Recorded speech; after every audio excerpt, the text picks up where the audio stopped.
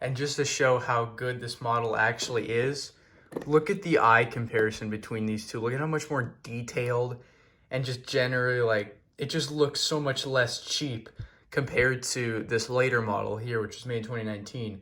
The veins are way more detailed.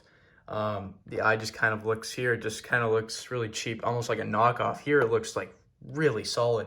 So yeah, I personally really like this model. Once you can fix the issue with the eye opening and closing, it's a really great item.